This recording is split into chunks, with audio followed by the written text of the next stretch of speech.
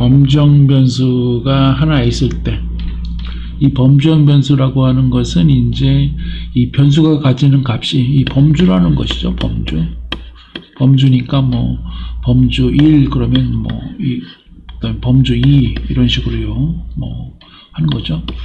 예를 들면 당신은 이제 태어난 요일이 어디냐 이러면 어떻게 되는 거예요?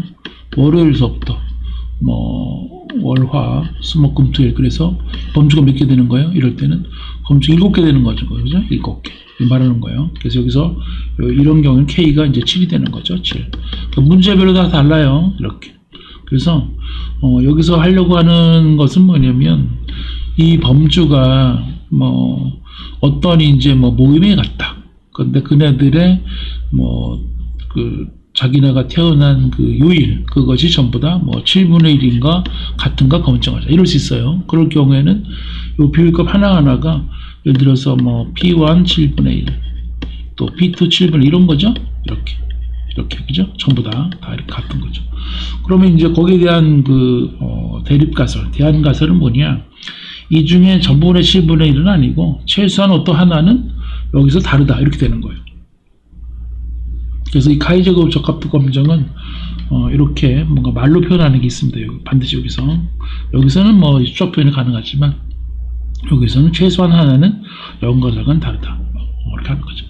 자, 이 문제에서 우리가 이제 데이터가 이제 우리가 사람이 예를 들어서 총 n명이 있었다. n명 총. 그러면은 여기에 이제 들어와 있는 이 범주, 각 범주마다 있겠죠. 그렇죠? 이렇게 있었는데 여기 이제 관측빈도라고 해요. 여기 관측빈도. 여기에는 총 몇 명이 있었다. 여기는 n2명 이런 식으로 있겠죠. 관측빈도. 그러면 n은 이제 이런 n1한테 다 합한 거예요. 당연히 합한 거고. 그 다음에 PI는 연가설을 산 거니까 금방 이 문제 같으면 각각 이제 P1, P2 이렇게 축이 있다는 것이죠. 이렇게. 그러면은 우리가 이것은 실제 이제 이 관측 빈도랑 이 기대 빈도 차이점은 뭐냐? 관측 빈도는 실제 데이터에서 우리가 관측한 거예요. 근데 기대 빈도는 뭐냐면 여기 있는 것이 P1, P2, P3 이런 식으로 기대된다면 요 n명인 경우에 여기 기대되는 빈도는 np1이다 이거예요. np1. 그러니까 요 n이 만약에 700명이라고 합시다. 총 700명이 있어요. 그런데 월화수목금토일에서 전부 다 7분의 1씩 있어요. 그러면 700 곱하기 7분의 1 하잖아요. 그럼 100 아닙니까? 그러니까 월요일날 출생한 사람은 100명이라고 기대할 수 있는 거죠. 이것이 기대빈도예요. 기대빈도. 그러면 이 통계량 값을 어떻게 구하느냐? 각각이 관측빈도랑 기대빈도가 차이가 나지 않겠습니까? 그러면 얘는 이제 어떤 건 플러스 마이너스일 거예요. 그래서 다 더해버리면 안 되죠. 그래서 얘네를 제곱을 합니다. 그러면 전부 다 이제 양수가 되겠죠. 그래서 얘네들 기대빈도로 나누는 작업을 합니다. 이러면은 요 카이저그 값이 우리가 크면 클수록 뭐예요? 여기 있는 관측빈도랑 기대빈도랑 차이가 많이 나죠. 그러면 우리가 어떻게? 연가설을 믿지 말아야겠죠. 바로 이 논리입니다. 그래서 여러분들이 지금 얘기한 이 논리, 이런 거를 이런 것도 안 보고 할 수 있을 때 여러분들은 어떤 문제들도 다 풀 수 있을 겁니다. 그래서 논리는 이겁니다. 다시 정리하자면 뭐라고요? 실제 관측 빈도가 기대 빈도, 기대할 수 있는 거랑 차이가 많이 나면 날수록 우리는 연가설을 믿지 않는다. 이겁니다. 그래서 자유도 주의해야 돼요. 이 자유도는 이 범주의 개수 빼기 1이에요.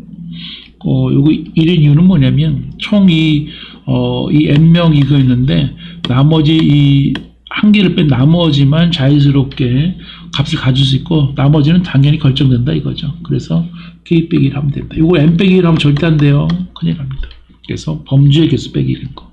그래서 이럴 때 이 큰 측의 면적 비율은 이것이 큰 경우에 우리는 이제 연가설하고 반대하는 거 아닙니까? 그렇게 되죠.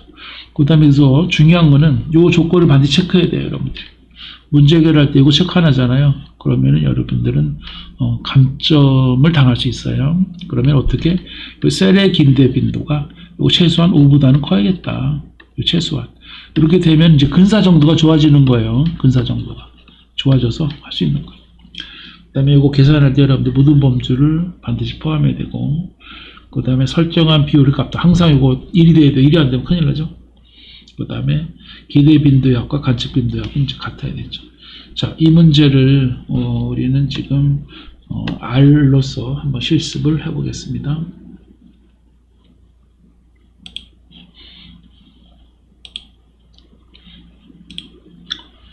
이것도 아까 하던 거 남아있는데, 전에 하던 거 남아있는데, 지구 세로 하겠습니다.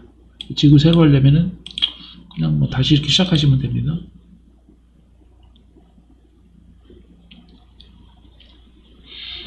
자, 여기서 이제 지우고요.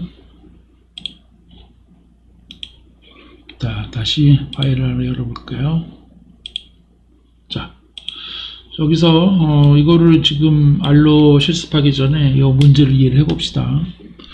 여기는 이 미국의 이 어떤 이 도시에서 이 재판을 하는데 이 배심원 풀에서 무작위를 선출해 가지고 이 배심원을 구성을 합니다. 그런데 이 배심원 풀에서 각 인종별 사람 수가 전체 인구의 어떤 분포를 따르는지를 보는 거예요. 그러니까 인종들의 분포를 이제 잘 대변하고 있는지. 그런데 인종들의 분포는 요 아래에 있는 거 인종들의 분포가 있거든요. 요거는 합하면 100%가 꼭 돼야 됩니다. 이렇게 100%. 도에 보면 여기가 72, 여기가 28, 29죠? 아니, 27, 28 맞죠? 그래서 쭉 100이죠. 이렇게. 그러니까 요 비율대로 여기 있는 각 인종의 빈도가 같다고 할 수 있는지 검증하라는 거죠. 그래서 여기는 범주가 몇 개예요? 5개입니다. 5개. 그렇죠? 그러니까 백인, 흑인, 히스패닉, 아시안, 그 다음에 다른 인종 이렇게. 그래서 이거를 이제 검증을 한번 해보겠습니다. 자, 여기서 이 옵저브드는 이제 한글로 되어 있네요.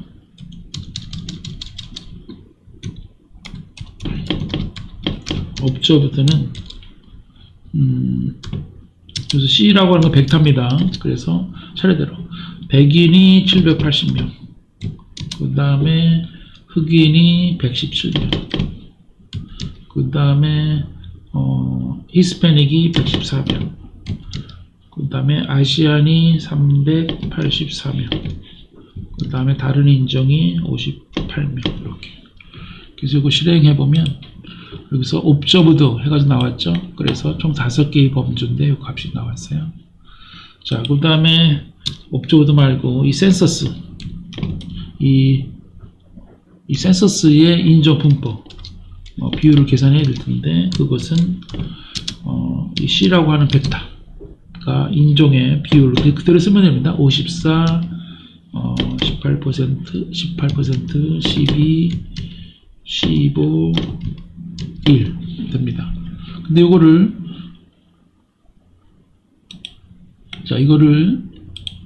그래서 여러분들이 하면 이렇게 그냥 100분율입니다. 바꾸려면 나누기 100을 하면 됩니다. 이렇게 바뀌었죠, 이렇게. 그 다음에 기대 빈도 계산해야 돼요. 기대 빈도는 총 어떻게 하라 그랬어요? 이 전체 표본 크기를 전체 표본 크기를 안 구했네요.